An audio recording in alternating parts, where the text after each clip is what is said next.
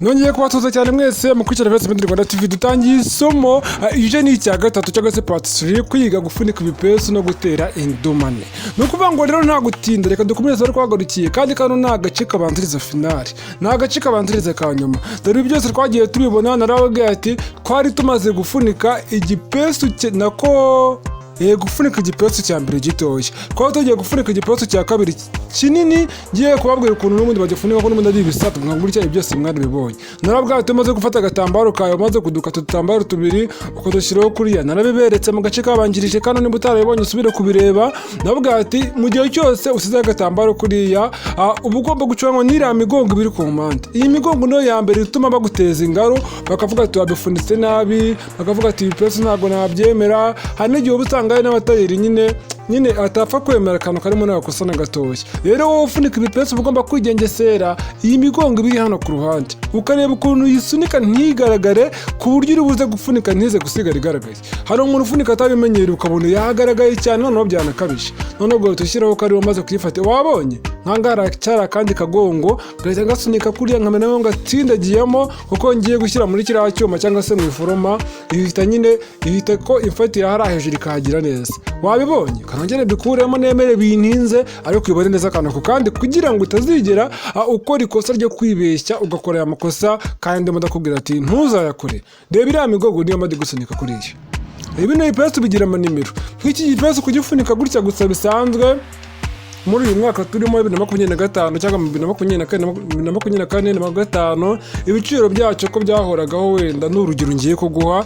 Utazajya kuza kuvuga ati ngo numvisha ibiciro First Rwanda avuga ngo ni ibi uko iki ngo mwege muhenda. Hoya bishobora guhinduka bitewe n'umucuruzi wenda nuko ngo baranguye nuko ibiciro byarutse ku masoko n'igihe urebeye video. Rero hano gushyira igipusu kwa kundi kireba hehe hasi hamwe ho mwenda hareba hasi. Ibi byose mwarabibonye sinirirwa mbisubiramo cyane. Nyama ngati gutya gusa mbikoze gufunika gutya gusa nta rugore ruriho cyagati nta metiriho ugasanga ni nk'ibiceri 300.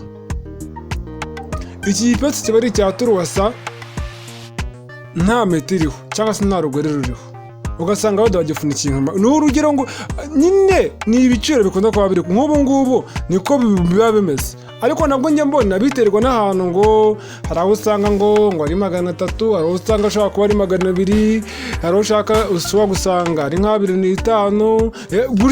Gutya gusa byonyine urabona ko na gutya kiba gisa neza pe, ntago mvuze ko gisa nabi.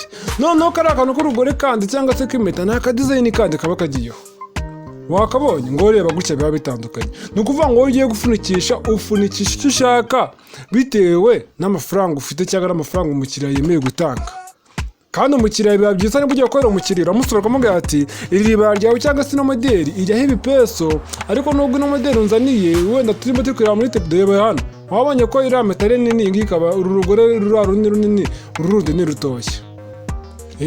Nimba ndi kubyita amazina atarayabyo, icya mbere ni uko ibyo ndi kubereka muri kubibona. Ndabizo bari abantu baba bakora kano kazi, ngiye kanka ntihagari akazi nkora bihoraho.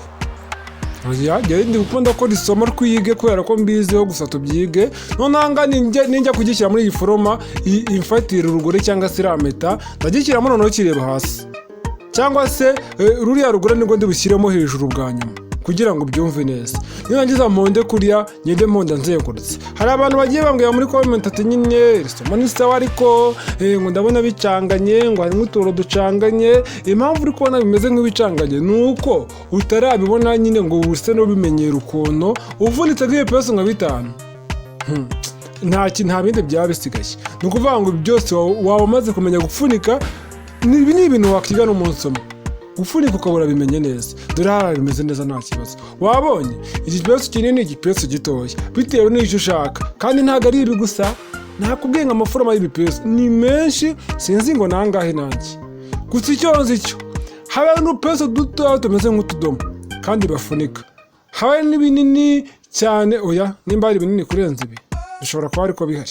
Noneho n'ibindi bigiye biri hagati y'ibi ngibi bibiri birahari byinshi. Ni ukuvuga ngo biterwa n'icyo ushaka kandi buri gipusu cyose n'igiciro cyacyo. Ku muntu ufunika n'abafite yabifunikira ntabwo byose bihuza ibiciro, buri nimero biterwa na nimero. Ni ukuvuga ngo dore hano sasa rero ibiro bipusu bibiri amaforoma yabyo ngaya.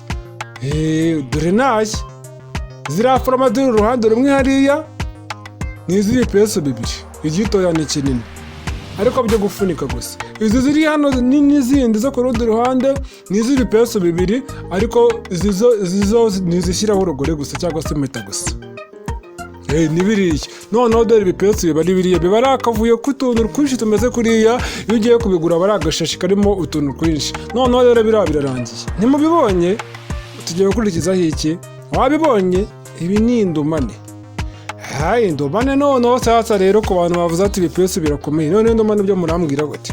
Indumane ko ntabwo zikomeye ariko ziracanganye, zo zifite kandi kazi. Ndaje gato tubirebe ko nibyo bigiye kumara aka gace n'akandi kazakurikira ariko kanyuma, kugira ngo tumare gufunika indumane, nako tumare hajya buriya no gutera indumane. Nabyo nari ngiye ngo ni gufunika indumane. Indumane se barazifunika?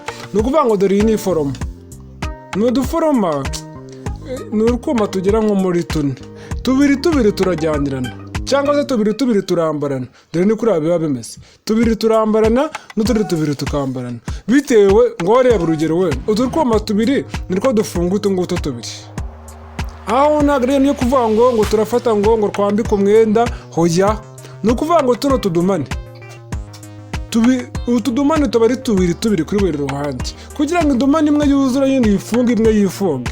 Muri bifite utwuma tugera muri tune, tubiri tuba dufatanye n'utundi tubiri dufatanye, tugahita kongera tukihuza tukadufunga. Nimba ari eshatu ufunze ukaba urafunze. Ibyo bintu urabyumvishe? Dore tubiri turajyanirana.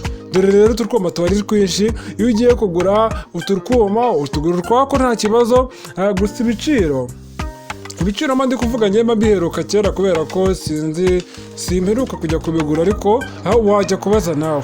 Ni ukuvuga ngo abantu bacuruza ibikoresho by'abatayeri, ugenda ukabaza ati se indumane nazigurira. Dore rero iyi shati. Iyi shati uri kureba hano, iyi shati ni ishati yanjye ngiye kuberekeraho, ariko nta birenze ngiye kubereka. Ni ukuvuga ngo ngiye kubereka ziriya ndumane ziriho, kugira ngo ngusobanurire indumane hariya, nanakwereka ku ishati uburyo ki ziteyeho. Ibi ni ibintu byoroshye. Noneho reka nkwereke. Ni ukuvuga ngo nakubwiye ngo urwuma tubiri turambarana. Hano hari akuma ka mbere ngiye kukwereka. Kano kuma size hariya. Ndabibereka gute noneho ra? Reba urugero, utu twuma tubiri turambarana. Reba hari akuma kaba karimo rasoro. Reba ubundi utu twuma tubiri uri kutureba, haba hari akuma karimo rasoro n'akari kandi katarimo rasoro. Reba kari akuma reba imbere harimo akantu kameze nk'akarasoro. Aka kuma uzakabona mu gihe cyose ugiye gutera indumane. Kano kuma karimo rasoro, reba imbere hari akantu kameze nk'agasinga karimo ku mpande zombi. Wenda aka kanya ntiri kubibona neza, ariko nureba ku ishati ifite indumane uzakabona. Kaba kagaragara, niyo baba baraziteye kaba kagaragara. Reba hano ufungura ishati. Itegereze neza. Dore indumane yacu ni kuri bimeze. Iyo ufunguye dore hano, wayibonye? Dore ni kuri aba bimeze. Hano hari akuma inyuma, hari akandi. Ndabigenza gakeya, we humura. Ni ukuvuga ndabizi ko hari abo biri gucanga, ariko mu kanya urabusobanukiwe. Dore iyo byifunze dore kuri aba bimeze, wafungura bikaba byifunguye kuriya. Reba nk'ahandi naho gufunga nyine ni ibisanzwe, gusa indumane haba n'iz'umukara. Nabonye haraje n'amabara imikara. Ushaka wakoresha indumane z'umukara, nizo nkunda kubona cyane. Wabonye hano? Reba ka kuma nababwiraga, niko kagenda hano inyuma. Ni ukuvuga ati kariya kuma, reba aka kuma kandi kari inyuma, dore niko kakariye. Noneho hano imbere hari akandi kuma kaba gahari. Aka kuma kandi kaba gahari, ni akuma kaba karimo akantu kameze nk'akarasoro cyangwa se nk'udusinga. Ibi bintu ugomba kubimenya. Ni ukuvuga ngo niko kuma twambarana tujya hano inyuma. Noneho kano kandi kaba kari imbere. Akanyoni uri kubona kari hano imbere, uri kukareba. Utu ni urwuma tubiri narwo tugerekeranyije hano. Reka nkwereke urwariko. Akambere ngaka kaba gafite akantu kameze nk'ari agatobore hariya, kakongera kagira akantu kameze nk'ari akuma karekare. Wakabonye? Dore ngaka ariya. Byose ndaje mbikoreka akantu kukandi hano, ndi kugira ngo mbaze ngusobanurire ubibone neza. Noneho sasa rero niba maze kuyibona hano, reba kari akandi kari hari abyambaranye. Dore ni aka ngaka. Wabibonye? Akambere ko hejuru nakubwiye ngo ni akuma karimo rasoro n'akandi gafite akagofero, birambarana. Noneho kano kandi kari hasi ni akuma kameze nk'ari karekare ukuntu, n'akandi kameze nk'ari kagufiya, nabyo bikambarana. ibi bintu biragaragara neza uri kubibona. Noneho sasa rero tugiye gutangira gutera indumane nkwereka ukuntu bazitera. Ni ukuvuga ngo uba ugomba kuba ufite umusumari hafi yawe, akabaho cyangwa se akanyundo cyangwa n'ikindi kintu wahondesha. Reba ko arikoma ngo utu ni two bagura, tuba twivanze, wowe ujya ufata umwanya wo kuducagura ugiye kudutera. Rero uba ugomba kudutera neza ukadukurikiranya. Dore aya maforoma aravanga abantu cyane, aravanga nyine ugasanga birakuvanze uyobera ukoma aho tujya. Rero reba urugero, iyi ni nk'ishati wenda umukiriya atuzaniye, murihangana ku rugero nzanye hano, ariko reka tuyifate nk'ari ishati iyi ngiyi. None ino shati yacu rero tugiye kuyitera indumane, uri kubibona? Yifate nk'ari ishati, utajya kunse kuvuga ngo none se ko atazanye ishati. Ni ukuvuga ngo hano aka ni ka kantu kaba kari mu gatuza, wenda ka kane nyine bateraho ibipisu cyangwa indumane, wakabonye? Ni urugero, utu ni utuntu mba nikoreye, ariko nimba wibuka neza iyi modeli kwigeze kuyiga ari akantu k'akave nigeze gukora gutya mu gatise. Rero niko kaba kari n'ubundi mba nizaniye, avuga ati reka ngafate ariko duteraho indumane twite dukomeza n'ibindi, tega gutakaza umwanya dutinda. Noneho sasa rero ni ukuvuga ngo dore zino ndumane zacu niko uraziba zimeze. Wabibonye kuri iyi shati? Dore ni gutya. Kandi nsuhuza abantu mujya mumbona nambaye ino shati. Iyi shati ndayikunda buriya. Rero aka gashati kari mu dushati nkunda, gusa ni aka kera kamaze igihe. Iyi shati abantu bajya bambona nyambaye. Reka buriya uru ni urugero rw'umwenda. Iyi shati nzanye ni iyanjye. Buriya narayidoze ndanayitera indumane. Niyo mpamvu nkubwira ati sintera indumane, ariko wenda nagiye nko guteresha indumane ndavuga ngo kanzitereshe, nzimwereze icyuma hano nzitereshe. Noneho rero kugira ngo utere indumane, reba hariya.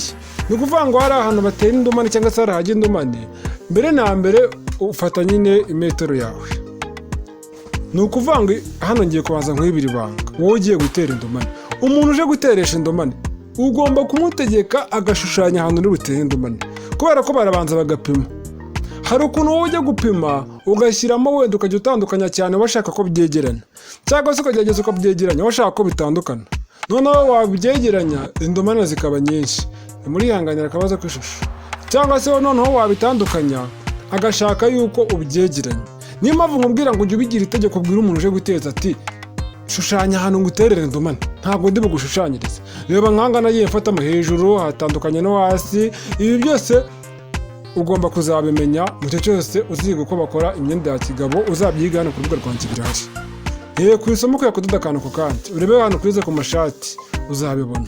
None kuvuga ngo sasa rero ugiye gutera indumane, mbere na mbere wenda umukiriya yashushanyije. Noneho nimba ari wowe ugiye kubyikorera, reka twishushanyirize. Wowe uragenda ukavuga ati indumane ya mbere wenda ni mu ijosi hejuru, ahangaha wenda reka mpere hano hagati kugira nshyiremo nkeya, wundi gusa uko bazitera, uko washushanyiriga nawe wabyikorera. Ntabwo ari ibintu biba birenze, gusa uba ugomba kwigengesera ukagenda ushushanya ku buryo bungana. Wenda iyo mu ijosi n'iya kabiri, iya mbere n'iya kabiri mu ijosi biba bimeze nk'ibyegeranye, kuko hari ukuntu umuntu afungura iyo ku ijosi hejuru n'ubundi agasiga iya kabiri yonyine. Abantu benshi ntabwo bajya bafunga indumane yo ku ijosi yo hejuru cyane, icyo gihe urazegeranya kugira ngo nafungure iya mbere itazamwambika ubusa. Noneho izindi ukajya ushyiramo pasiteri ingana kugera hasi, ariko izo ku ijosi ebyiri akaba arizo umere nk'aho wegeranyije, ku buryo umukiriya naramuka afunguye ntajye nk'urugero nk'ubu ngubu ndi kubasobanurira ishati nambaye rwose igipesu cyo ku ijosi ntabwo gifunze. Mu gihe niyo bifunze mba numva wagira ngo iri kuniga. Kandi ni ishati yamagaze rwose. Urumva rero ni gutyo biba bimeze. Noneho rero warangiza cyangwa se wasoza hariya ugahita ko ufatanya hariya batera indumane kuriya ku buryo bungana. Wahabonye? Dore kuriya ni guhita ubingunganyisha ku buryo bungana, hita ubifatanya kuriya ku buryo bungana. Abantu batazi gutobora, ubwo wajya gutobora ugasanga utoboye nabi. Numara gufata ku buryo bungana, ufata akantu k'akabaho n'umusumari. Imisumari sasa rero hano nazanye imisumari ibiri. Hari umusumari munini hakaba n'umusumari mutoya. Uyu munini ntago wakora, uyu munini waducira intoboro nini irenze iyo dukeneye. Ngomba guca intoboro ntoya. Reka tubonane mu gace ka kane ariko finale, kandi umenye neza ko wakoze subscribe. Kandi ikindi nimero y'inkunga ngiye aho ngaho. Aya masomo n'ayandi menshi kugira ngo bitegurwe byose ni mu ruhare rwanyu ndabibabwira. Kandi ikindi niba utarajya muri groupe ya WhatsApp uri guhomba. Uko itinda niko uzajya unsaba ngo byabanje simbiguye nka kwihorera kubera ko watinze. Rero fatirana ujye muri groupe hakiri kare. Bye bye nawe mukanya. Dukomeza n'akandi gace ka nyuma ariko ka kane, kandi nkubwira ngo ntuzacikwe kubera ko kano gace ni ingenzi cyane. Bye.